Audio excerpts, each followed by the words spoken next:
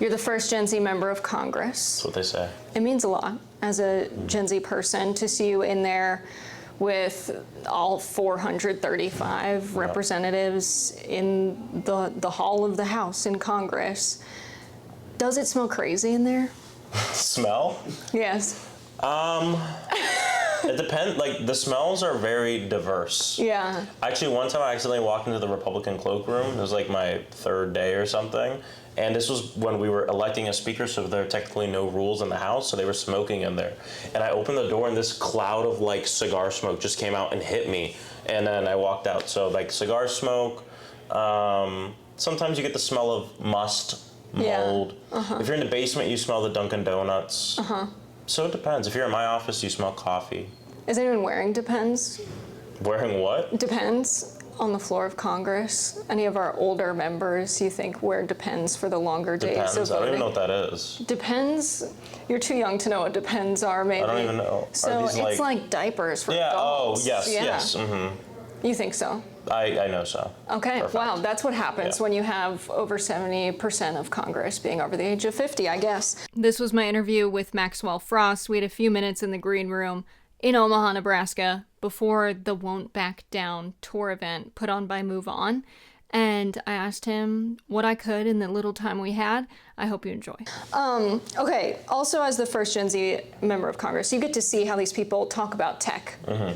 Do you think they're equipped to make policy about tech that's meaningful? Do they understand what they're dealing with? No, and this is part of the reason why we don't legislate on tech ever. And it creates a whole issue. I always use social media as an example, right? Haven't really passed any meaningful legislation on social media. You wait decades, now we have issues, and our constituents are yelling, do something about it, and then our grand solution is ban TikTok, and that'll fix it all. And it's like, no, it won't. And part of the issue is it's a knowledge gap. And it's kind of inexcusable, right? We have, access to subject experts.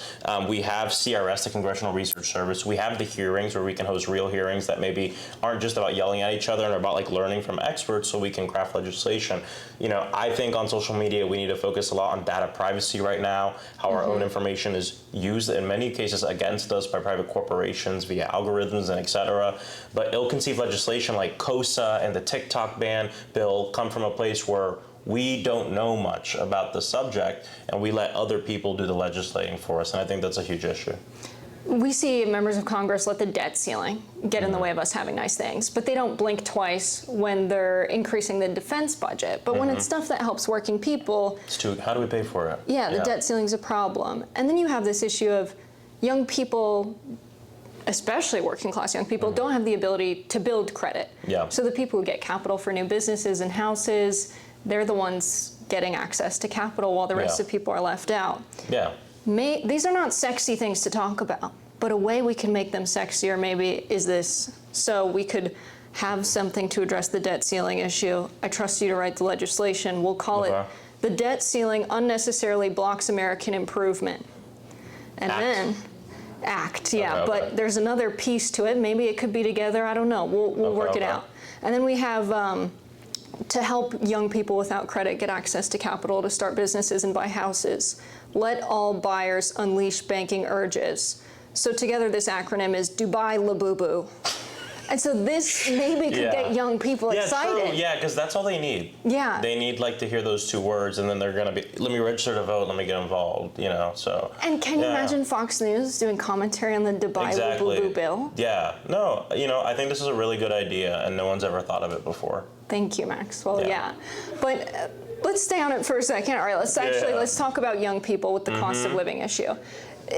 Is your sense that the older members of Congress that tend to have a ton of money, like 2% of Congress doesn't come from generational wealth.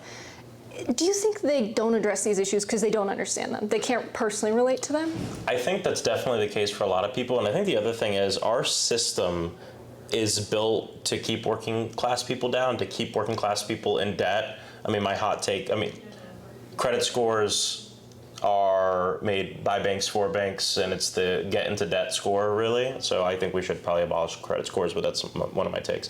But either way, That's a good hot take. yeah, so I think it's an important one, especially for young people. I mean, when I got elected to Congress, my credit was so poor because I was running for office. I ran up a ton of debt trying to pay like for my rent and pay all my bills and all this. And then I get to Congress and they're like, you need to get your own apartment. You don't get paid for another, month. Good luck. And I got denied all the apartments I applied to.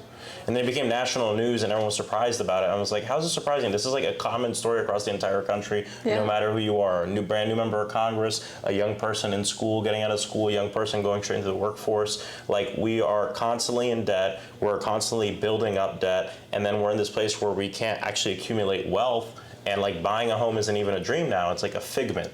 So what's going to fix this radical problem are going to be big solutions, not little solutions. And so that's what I'm all about. Big solutions like Dubai LABUBU. Yeah, exactly. Perhaps. Yeah, exactly. Well, LABUBUs are small, but yeah. Yeah. But the bill would be a big bill. So I want to ask about Alligator Alcatraz. Mm-hmm. We just got news that a judge is ordering it to be shut down within 60 days. The money's coming from the FEMA budget. Mm-hmm. And it's coming from a part of the FEMA budget that seems to be new and passed through the big, beautiful bill, but didn't get a lot of attention.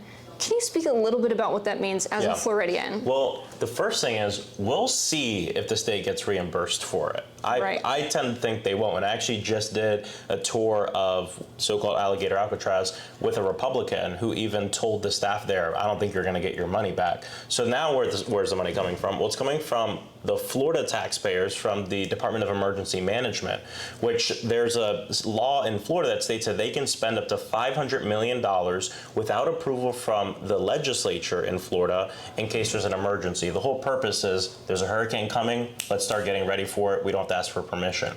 They've spent $450 million of the $500 million on the internment camp in the Everglades that's being shut down, and so it's been completely wasted, and we're in the middle of hurricane season.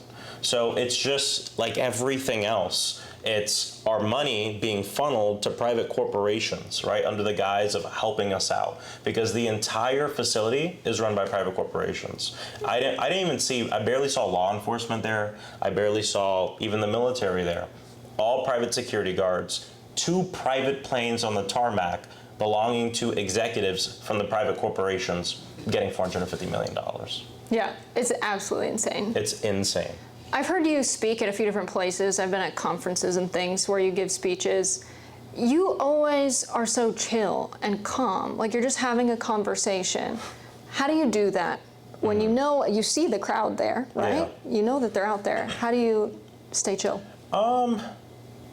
I don't know. I mean, Do you get nervous? I get nervous all the time. It depends. Sometimes I feel nervous, sometimes I don't.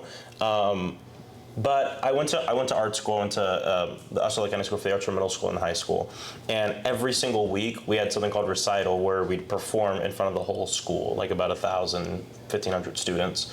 So I actually feel, and I talked to a lot of my friends about this, that I feel like we got used to being on stage in front of people throughout high school and middle school, like performing every other week, performing every week. So I don't know, that part of it is kind of natural to me as a musician.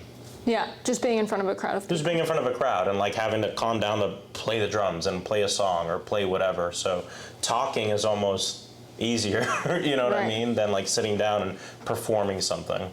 Yeah. Okay, we'll give you Maxwell.